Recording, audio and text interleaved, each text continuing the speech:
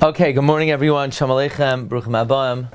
We're continuing in Mishna Berura Daf Hashavua. We're learning Siman Nun Gimel, Seif Chaf Hey. The Mechaber said we don't remove a Chazan unless we have a psul. The Mishna Berura explained that meant we have Eidim. We don't remove him, the Rama says, if they're just rumors. So let's say they're rumors that he lived with a Goya, or he was a Moisar. However, if Eidim come, then we remove him. Says in Mishna Berura, Siv Katan Ayin Zayin Shemasar Adam. Shliach Tzibur Ma'ayim Al Chaver L'Masar L'Akam. A Shliach Tzibur that frightens his friend that he's gonna give him over to the authorities. V'loy Masar, and he didn't.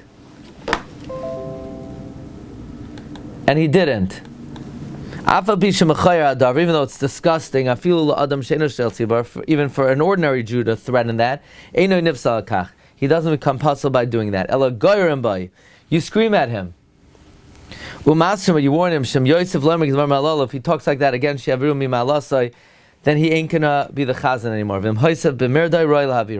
If he continues speaking like that, then it warrants his removal. Okay.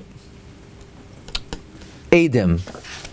Meaning the Mechaber said, the Rama said, that if Eidim come, then we remove him. All of Eidim.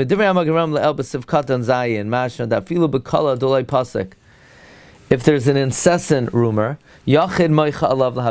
an individual could say, I don't want him. So if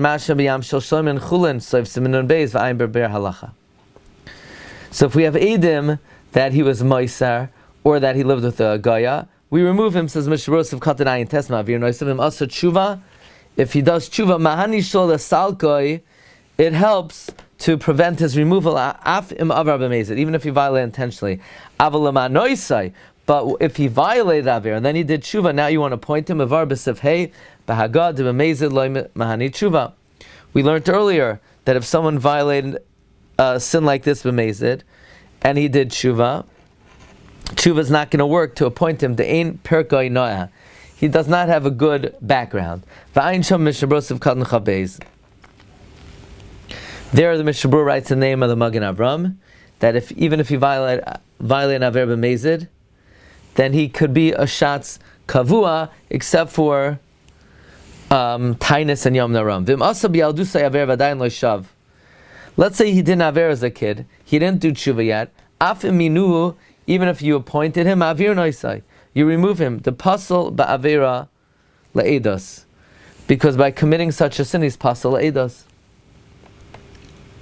Fine. Weiter in the Rama. Ushliach tzibur shu shoichet abaydik. Ushliach tzibur is a shoichet, where he checks animals. Lo yispal b'begadim atzayim u'masrichim. He should not come to shul wearing, his butcher's outfit, full of soaked in blood. It's disgusting. It doesn't smell good. He doesn't want to change. We remove him. Says Mishna Berura, Hatsoyim. Shel tzibur shemitoy chol yoy la'ansai. Ef shel lenakos liyosetar mikrei laila. Let's say Shel tzibur, because of an illness or extenuating circumstances, he can't ensure his purity from a nocturnal emission. He has a condition, and he's going to be tamei. Ve'ein metar atzmai klal. And he doesn't go to the mikvah. If he goes to the mikvah, fine. V'u shliach tzibur, and he's a shliach tzibur. Efshir b'yamim naram yesh shel gabo shirbo. Could be for yam naram you have to scold him to go to the mikvah. And if he doesn't, he should at least do 9 kavim.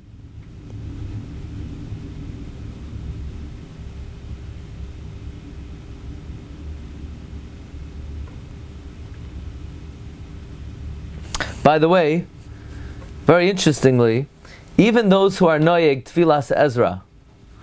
By the way, Rabbi Yashav, tfilas Ezra is not required, not halacha. It's not a halacha.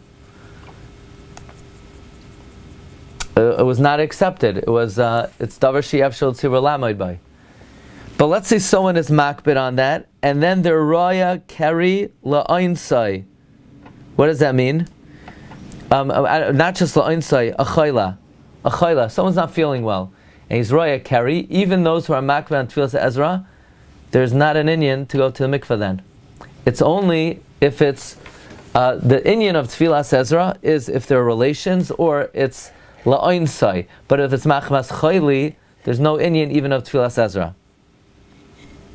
Fine. But here you see that even this person, he sees kari machmas oinsai because of a chayla, and he doesn't go to the mikveh. It could be you don't even have to say anything to him yom naraim. Could be you do, but it could be you don't. At least he should remove his soiled garments.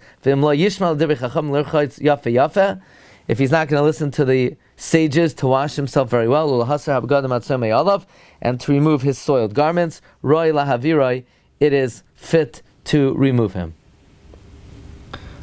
Now if he doesn't want to change his clothing, then we remove him. Says the Mishna Berura, Sivkatan Pei Aleph. V'toiv sheyachlif begadav hamulchlachim kol hayom kishaholech bein habriyos. Stam, it's a good idea for a shliach tzibor. He should not be wearing his dirty clothing that he wears the whole day when he goes among people. Shelo yehei bechlal hamasniyim. So he should not be among those who cause distaste to the Torah. D'chshem shetam l'chacham asar latzis b'shuk begad mulchachim kach shliach tzibor afal pi she'eino tam l'chacham. So shliach tzibor is an ambassador of a certain way. Just like a Talmid Chacham has to have clean clothing, so too does a shliach tzibor.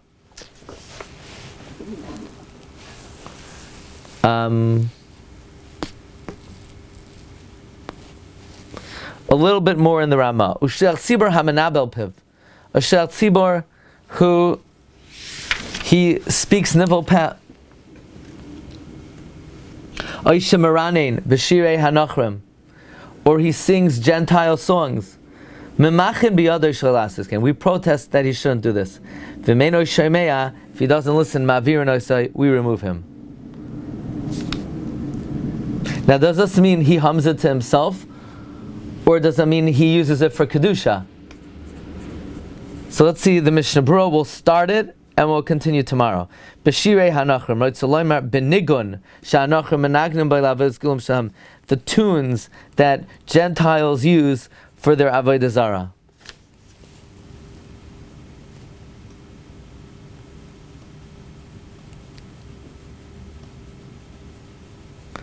Now, the Dirshu brings, what about to sing the tune without the words? The Shevet HaLevi says that the Ramah is mevuar, that it's asar. Now, is this if he sings it only during davening, or is it like on his own? He's walking down the street and he's humming a carol. So the Shulchan Aruch Harav says it's only if he sings it b'shas tefillah. The shatz that's menabel piv is even if he does it at home. The Sefer Chasidim also writes, "Shekol hamenagnim b'fnei avodah zarah lo yasa oisai lekadosh baruch hu." But the Levush says no, that's not the reason. The reason why a shatz that sings songs of Goyim we remove him, because since he accustoms himself to these songs, he contaminates his spirit. So it's a big nafkamina. Could a shliach tzibor in his spare time listen to rock and roll? So according to the Shulchan Aruch Harav, he's not recommending it, but it doesn't passel him. According to the Levush, it contaminates him. He can't be a shatz. And also, if he's listening to Gentile music, it's not possible that during the tefillah he's not thinking about it. So his tefillah is achura.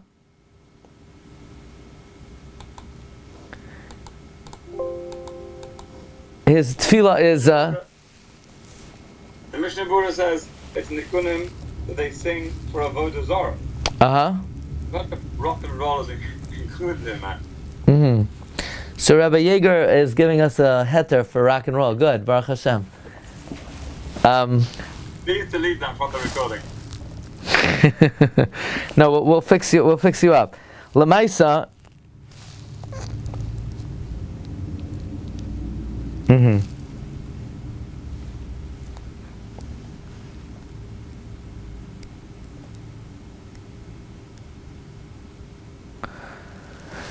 Yeah, pashtus, those are the words of the Mishna Berura. The question is it a din that you're not allowed to sing it during tefillah? Why? Because it's used for avodah zarah, so it's mechur to sing it for tefillah. Or the lashon of the levush is, if you sing shirei akum, it's metame ruchai v'gufai. So is that a din only in shirei avodah zarah, or even, let's say, shirei akum, which are kulai gilui arayos? It's also metame ruchai. Okay. You can make a diak from the fact that the Ramah puts the two together. Manabal Piv is clearly in your own Dalaramas. So Lashar the Nigunim also is referring to that. Again, the Shulchan Aruch Harav says explicitly not like that, right? But yeah, the Pashtus is. Also, what about the other diak? If the problem with nibul piv is it's menavel piv, so the problem with shirei nachrim is also also similar to that.